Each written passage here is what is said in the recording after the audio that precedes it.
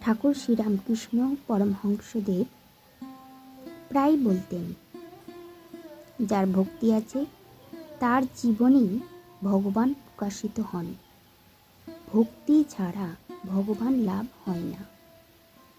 তিনি শিষ্যদের বলতেন, মানুষ যদি একান্ত মনে ডাক দেয় তবে ভগবান তার ডাক শুনবেন।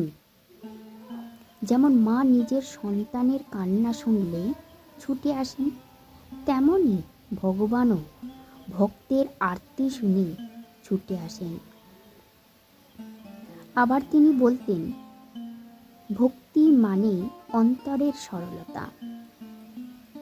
মনকে শিশুর মতো করে তুলতে হবে। শিশুর মতো ভক্ত হলে ভগবান খুব তাড়াতাড়ি পাওয়া যায়। ভক্তদের উদ্দেশ্যে ঠাকুরের আরেকটি অমৃতবাণী, মানুষ যদি একসাথে ভগবান ও মায়ার পিছনে ছুটতে যায় তবে কাউকেই পাবে না, কিন্তু যদি অন্তর দিয়ে ভগবানকে ভালোবাসে তবে মায়াও তার অনুগামী হয়ে যায়।